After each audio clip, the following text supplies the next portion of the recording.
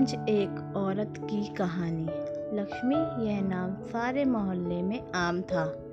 मोहल्ले वालों के मुंह पर लक्ष्मी नाम रखा ही रहता है। लक्ष्मी हंसमुख और चंचल स्वभाव की महिला है। वह दूसरों के सहयोग करने वाली महिला है और उसकी आवाज़ हर गली में गूंजती है। हर घर की महिला जब तक लक्ष्मी से बात नहीं कर लेती तब तक उनको चैन नहीं मिलता था। लक्ष्मी मोहल्ले के हर किसी से मिलनसार है। वह सुख में दुख में उनका साथ और हाथ बांटती है। लक्ष्मी के 2 बेटे हैं। बड़े बेटे का नाम रमेश और छोटे बेटे का नाम सुरेश है। रमेश की शादी 3 साल पहले हो गई थी। उसको एक बेटा है जिसे लक्ष्मी पूरे दिन मोहल्ले के हर घर में लिए घूमती है। लक्ष्मी के घर में पूरे दिन खुशियों की किलकारी गूंजती रहती है।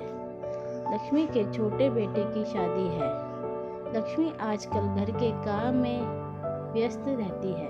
कभी बाजार से सामान खरीद कर लाती है तो कभी घर की सफाई में लगी रहती है। इसलिए आजकल मोहल्ले में उसका शोर शराबा कम ही रहता है। छोटे बेटे सुरेश का बड़े धूमधाम से ब्याह रचाया गया। घर में खूबसूरत और गुणवान बहू आई। लक्ष्मी अपनी बहू की प्रशंसा पूरे मोहल्ले में करती हुई नहीं थकती थी। लक्ष्मी के घर में खुशियों का खजाना था। हर कोई उसके परिवार की प्रशंसा करते हुए नहीं थकता था। धीरे धीरे समय बीतता गया और लगभग 3 साल हो गए। लक्ष्मी के छोटे बेटे सुरेश को कोई संतान नहीं हुई। जब लक्ष्मी परेशान रहने लगी, हर कोई उसके छोटे बहू के बारे में पूछता और वह क्या जवाब देती।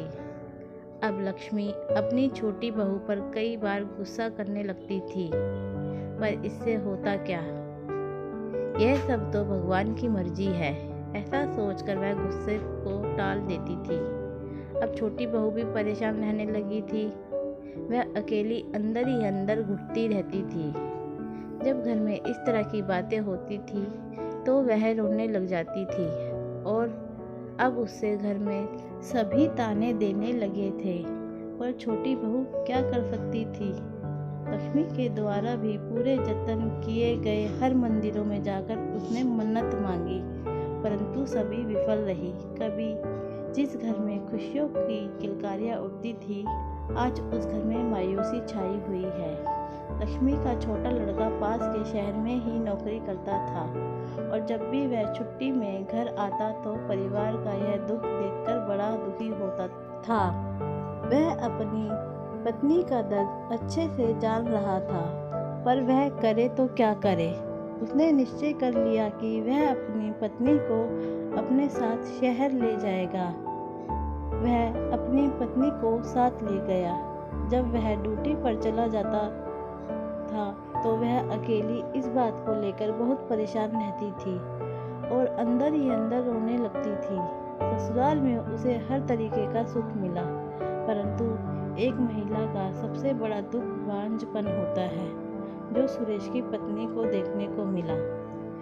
यह बात उसने अपने दोस्त को बताई और उसने बताया कि आप किसी डॉक्टर की सलाह ले सकते हैं, जिससे आपको संतान का सुख मिल सकता है, क्योंकि हमारे शरीर में बहुत सारी कमजोरियां होती है जिनका इलाज संभव होता है।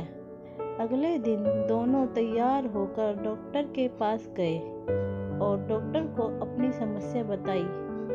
फिर डॉक्टर सब कुछ समझकर उसकी पत्नी का कुछ टेस्ट करवाया और उनको कहा कि चिंता की कोई बात नहीं है, आपको संतान सुख मिल जाएगा, लेकिन इसके लिए हमें IVF प्रणाली का प्रयोग करना पड़ेगा। इस पर सुरेश ने अपनी सहमति दी और इलाज शुरू करवा दिया। फिर कुछ समय बाद सुरेश को पुत्र रत्न की प्राप्ति हुई। जब यह बात घर पहुंची तो घर में खुशी का कोई ठिकाना नहीं रहा। लक्ष्मी ने पूरे मोहल्ले में खूब मिठाई बांटी और खुशियाँ मनाई। जो कभी ताना देती थी वही आज सबसे खुश थी। हर किसी की आंखों में खुशी के आंसू थे। जो कलंक सुरेश की पत्नी ने कई साल सहा, उसको आज उसे सुख मिल गया। यह कहानी उन महिलाओं की है जो ऐसी समस्याओं से जूझती है और किसी डॉक्टर की सलाह न लेकर यहाँ वहाँ के उपाय करती रहती है। हमें नियमित समय पर डॉक्टर से सलाह लेनी चाहिए, क्योंकि हमारे शरीर में बहुत सारी बीमारियाँ होती हैं जिनका निवारण डॉक्टर की सलाह से ही संभव है। आपको यह कहानी कैसी लगी और आपके क्या विचार हैं, हमें कमेंट करके ज़रूर बताएं और हमारे चैनल को सब्सक्राइब करना ना भूलें। धन्यवाद।